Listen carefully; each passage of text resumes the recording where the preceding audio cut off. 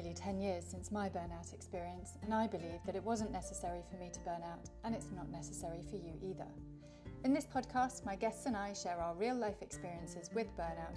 We get into the science of stress and share actionable tips on how to prevent burnout and how to recover from it. I'm Hannah Holden, ex-management consultant and burnout survivor. I work with management consultants to help them avoid and overcome burnout. I help them to get intentional about their choices, rebuild their energy, and embed new healthy habits so that they can get back to loving life.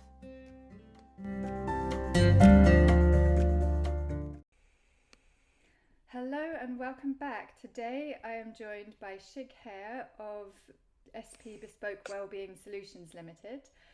They specialise in one-to-one at-home rehabilitation from drug and alcohol addictions. And Shig is here to talk to me today both about some of his observations with clients, but also about his personal experience in business with burnout and how he ended up doing the work that he now does today. So Shig, thank you for joining me. It's a pleasure, absolute pleasure. Thank you. So if we let's start with you describing your personal experience, because I know that you were in business for a number of years. When we first spoke, you described yourself as a millionaire by 30, but you've blown it all by 46. So, if you could give us an overview of what that story looks like for you. Well, basically, it's a story as that I didn't realise that I was a functioning alcoholic, and I didn't realise that I was suffering from burnout and stress, and the reasons why I was drinking. So, quite simply, to be put it, I was a millionaire by the time I was 30, and I wouldn't say I filtered it all away or threw it all away by the time I was 46, but my decision making didn't help, and my ability to run successful businesses was not there anymore because of my alcohol consumption and because of the stress and burnout that I suffered through it. So I started my first business at 21, left school with no education, and would describe myself as a moderate drinker before then, really. There was nothing major going on in them days. But as the business started and as I started to expand my businesses, I was struggling. I was really, really struggling. And I didn't realise, when I do know now, obviously, that it was burnout. I was burning myself out. I was doing too many hours, juggling too many things, and a control freak, if you like. Wouldn't let anybody in, and because nobody could do it better than me. So I started my first company at 21, I think it was, around that age, and then managed to build up 3 companies in my hometown of Leicestershire, and then set up another company over in California as well, doing plastics and manufacturing over there as well. So it was one of them things that was going along, but not realising that I wasn't finding any time to relax. I wasn't finding any time to shut my brain off, and my coping mechanism for my stress and my burnout was alcohol. I found it really interesting how burnout follows this path. So it follows a path of being in this really positive state and really enjoying the work initially, and then I think a number of burnout sufferers have similar tendencies to you. So that perfectionism, that you described yourself as a control freak, that feeling like I've got to do this, I'm the only one that can do this. Yes. Taking too much onto ourselves, and how that then leads to this heightened stress, and over a long period of time, ultimately that's a description of burnout. That's where we end up. Totally. And I think your story tells the same story, doesn't it? And you went through the same thing, and you don't necessarily have to be a businessman or have businesses to suffer from burnout. It's there for everybody to be seen, and the not knowing when to switch off is a big key here. Not knowing when to relax, when to look after your health and understand your body more. Yeah, I was going to say, and then there's this kind of there's this disconnection from the body. We end up living just in our heads, and the worrying of what if, and I'll need to do that as well, I need to do that, and then disconnecting from all of those signals that your body's giving you of you need to take rest, or you need to... Exactly. And if we was a machine, we would be having some downtime. We'll be switching the machine off at 5 or 6 o'clock and coming in the morning and restarting that machine. And if it needed servicing and needed oil or parts or anything, it will get it. But us as human beings, or me as a human being, shall I say, was running like a machine, but not switching off. And that burnout continued, I would say 24 hours a day, because even when I'm asleep, my head is still going. I just couldn't switch off. And to me, that describes burnout very well. And the reason I drank, to the extent that I drank, was to shut that head off. That's what it was all about. And you'll see burnout with a lot of people who will say they're functioning with the drug of choice that they're using, which means that they could go to work and spend all day at work and come home and spend time with the family and function. But then they would need something to switch that head off without realising that, you're burning out here. Your decision making and your personality, everything changes there. And so do you feel that your progress was very gradual, or were there key tipping points in your experience? I looking back at it, I think it was gradual. I think the excitement was there, to build up, to make more money and to have a better standard of living. And also you run with what other people say, don't you?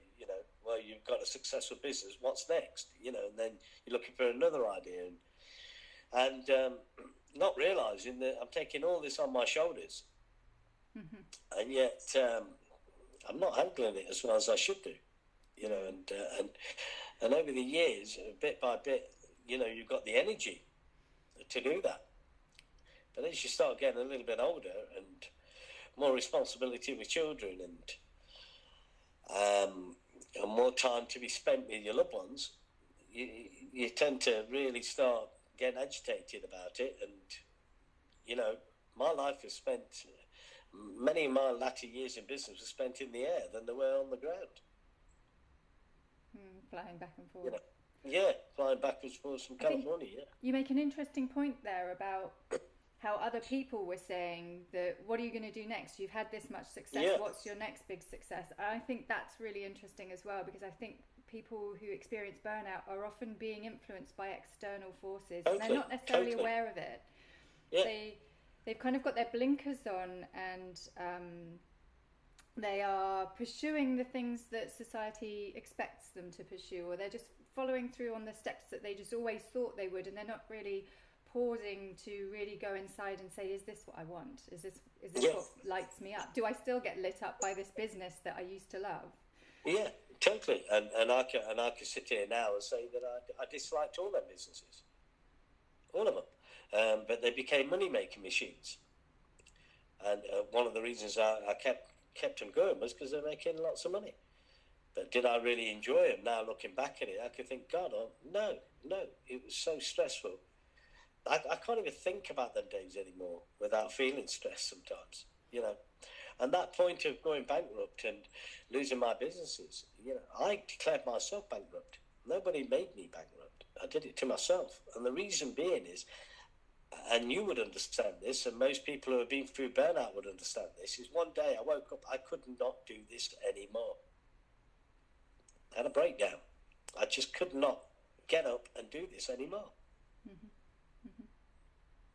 And that's it's a very horrible place to be, and especially when you're using a drug of choice, whether it be alcohol or cocaine or drugs or whatever, that medicine stops working, which means that where it was letting me function most of the time, it began to sort of stop in that as well.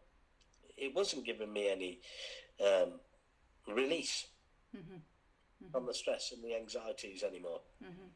And my body was completely burning out, in a sense that I wasn't eating right, I wasn't exercising right, I wasn't spending time with my loved ones. It was all about a machine. Get up, do this, and work as many hours as you can till you're flat. And so that was, how you got in through your businesses, how you experienced burnout, and your use of alcohol to support you through it until such time as you say that it stopped working for you, and then I assume you hit some form of rock bottom. But you've also now turned things around for yourself. So could you describe that process? So we've talked a bit about how you got into this, but how did you get out of it? Well, how I got out of it was through the love and support of my family. Thank God. I mean, obviously, collateral damage was done. It did cost me my marriage, and it's cost me a lot of other stuff in my life. But the love and the support of my family to heal me and get me back on my feet again, and then realise that, good God, what's happening here? Because with the burnout was suicide attempts, or you just couldn't cope anymore. So it was about reevaluating my life again. And how I did that was starting to work for charities to start with, because that sort of helped me get some humbleness in. I'm no longer a millionaire. I no longer got all this money, but and then that's when I realised I didn't have to have money to be happy, and that was a realisation for me, because from a young age that's all I ever went for. And then as I started to look at people suffering with alcohol and drugs, I thought I could do something about this. So that's when I set up a company with my business partner Paul, and we set up Bespoke to help other people and look at why the failure rate is so high in people who are going into rehabilitation centres and going into the NHS, and why there's so many people suffering and dying from these illnesses that we suffer with. And we believe we came up with a model that works, and that is a model that is discreet, it's confidential, it's going into people's homes and helping the whole family. Because my burnout didn't just stop with me. My burnout went across the whole family. It was there to be seen, whether it would be my temper, whether it would be my actions, or the sheer worry about my mental state. The burnout didn't just stop with Shig, I'm afraid. It had that ripple effect where it affected everybody around me as well. So a business like ours is designed to help everybody in that whole family, to talk to them about the burnout, talk to them about the anxiety, talk to them about the dependency on alcohol or drugs, and why they're doing that. And then to educate the person who is actually drinking and become dependent on drinking or taking drugs, that life doesn't have to be that way. And then bringing in the right team to deal with all their past as well. When you first described your business model to me, the thing that really struck me was how you were explaining that it's very easy to get people off of the substance that they're addicted to. That's the easy part. And so it's very easy. Most rehab centres that people will go to extract them from their day-to-day stressors and everything that's creating the situation, take the drug of choice away, and they are now off that drug of choice, but you put them straight back into that same scenario. And that's why there's a huge difference between what you're doing and going to a rehab. Yes, totally different. And same with burnout, isn't it? Because when we're dealing with individuals, a lot of them have suffering burnout. They've come to that point with burnout where they've stressed themselves out and burnt themselves out so much. And a lot of people we deal with are running their own businesses. They're self-employed one-man banders, And it's great that I can use my experience in my burnout, if you like, and the way I treated my body and the hours that I worked, which were unhealthy, and teaching people to work smarter and not harder, and look after themselves a lot better, and recognise the signs of burnout, recognise the signs of you're taking too much on, and you need rest, and you need to look after your body a little bit more. Okay, so that was one of the questions I was going to ask you about, if you see a correlation in your clients between burnout and their dependencies, and it sounds like it's a significant correlation. It's massive. It's massive. It's massive because the thing is, You know, this is the difference between people when you see people on the street drinking or on park benches and people say they're alcoholics, and bless them, I feel for every single one of them, but they've got mental issues on top of that as well. They've got other issues going on. There are a lot of thousands and thousands of people like me, men and women, up and down this country, who are running successful little businesses, or or executives in their jobs, or just normal everyday people sometimes that have just took too much on and not realised that they can't cope. Yeah, so it's almost like they have experiences and they have these symptoms showing up in their life, and they use their drug of choice that you were describing to self-medicate. Yes. But then that comes with its own side effects, because we all know that alcoholism is going to come with its side effects, the impact on the liver, the impact on your behaviour and what you're doing, and decision-making abilities and so on. Of course, and that's what cost me my businesses. Everything you just said cost me my work, it cost me my businesses, my decision-making, my mistakes. You know, it was all, you could see it all collapsing around me. I could see it. And my marriage as well, by the way. You know, because let's not go away from the fact that anybody who suffers with burnout, their loved one will suffer. Will suffer. Because that person is seeing you now, not that person you used to be.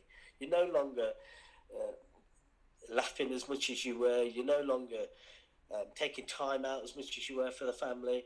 You're now so fixated in working. Yeah. And then you're not working, you're so fixated in your own head that you're not even participating with anybody anymore. Yeah. So one of the things in burnout is this, even though it seems, those of us who are not in burnout right now can say that it doesn't make sense. If work is your problem, to go and put more hours in, maybe you need to get time away from work in order to get some perspective and solve the problem. We can say that because we're in, you know, we're in the you have to luxury. go through it. Yeah. It's only when you go through it to come out the other end that you can see. Yeah. And then it's only when you're helping other people like you do, and I do, that you can recognise it as well. You can see, well, good, that I was like that. That's why I'm here. This is what got me here. You know, and it doesn't necessarily mean alcohol and drugs, by the way. You know, people have mental breakdowns without, you know, where they don't take alcohol and they don't take drugs, because the mind will only take so much before it burns itself out, and you know, so people are in mental institutions with burnout. You know, we're just everybody has their own different ways of coping with different things in life, don't they? My way was alcohol. That was the answer to my stress and burnout situation. That was what fueled me to keep going. When you said that the key for you was for your recovery was the love of your family around you, supporting you. So based on that, what kind of recommendations would you make to others who are experiencing burnout, and perhaps they also have some form of addiction with that, but what would you say to people who are going through what we're talking about? I would say recognise it, and if you see a family member or a loved one who's drinking too much or taking drugs, and the way I would put it is quite simple actually. I always say, if it's costing you more than money, and this is a good question to ask anybody, if alcohol or drugs is costing you more than money, you've got a problem. Because that's when it's costing you more than money, which means that it's costing you collateral damage. It's costing you your relationship, it's costing you friendships, it's costing the way you work, your health, all the rest of it. As soon as that answer is, yes, it's costing me more than money, because I could afford to drink, that was not a problem. Money was not an issue for me for drinking. There was never a time that I said, oh, this is costing me a lot of money, I think I'll stop drinking. It was the other side. It's the collateral damage being done because of it. So your tip is around acknowledgement of the situation. I remember you saying that one of your challenges with what you do is getting people to recognise they need the help in the first place. We very rarely get any calls from people who are suffering themselves. Right. It's always a family who say, such and such is drinking too much, but they're not, but they don't think they are, but it's worrying. And that's when we step in, because by the time we go in there and we educate that person and talk to that person, they will readily see that they've got a problem. Okay. Because we know how to talk to them. And a loved one, I'm afraid, doesn't. As much as they care and as much as they try, they don't. It's got to be understanding that person and why their head now is to a point where it's bursting.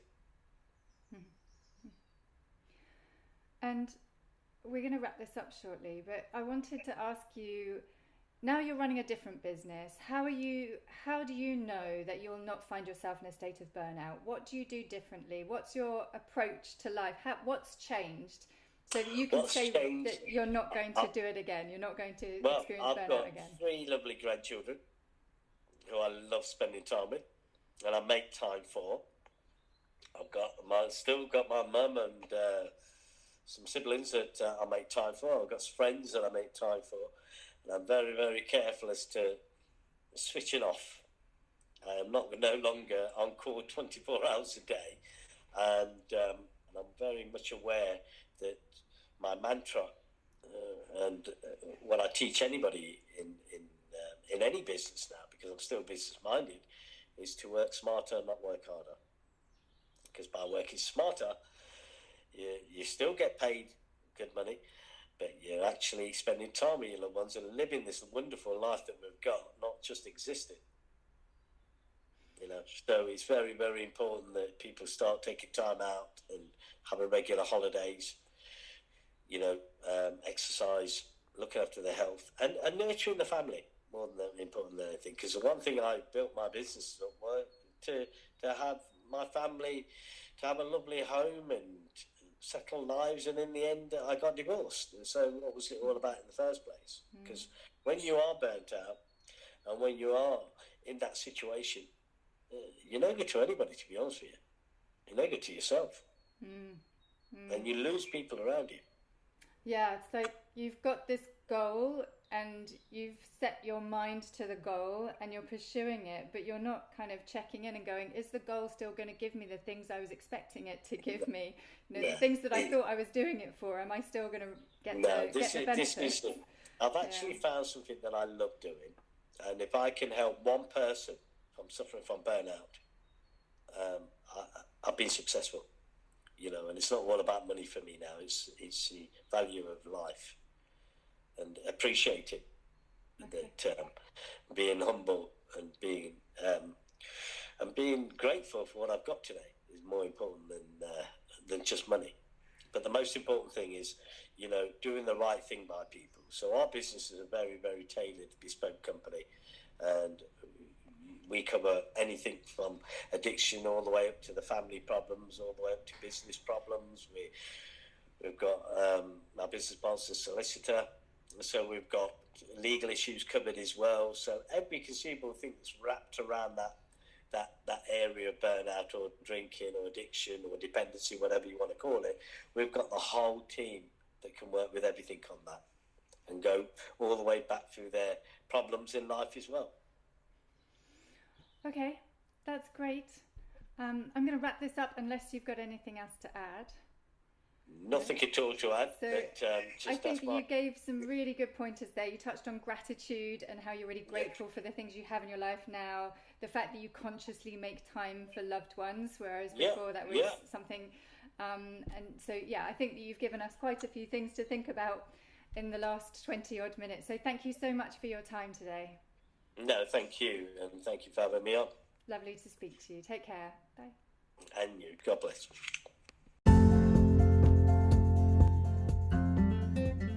These podcasts are here to help you manage your stress and burnout, and your feedback is really valuable. So please rate this podcast and also drop me a note with any questions, suggestions, or feedback that you might have. One of the most common questions I get asked is, where should I start? And I believe that the best place for you to start is to learn how to soothe your nervous system. I've created a free download with instructions for 5 different ways that you can do just this, and all of them work pretty much instantly. It's called the Essential Toolkit for Management Consultants. You can download it now at www.hannahholden.co.uk/essential.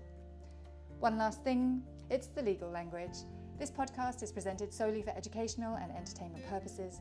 It is not intended as a substitute for the advice of your doctor, psychotherapist, or other qualified professional.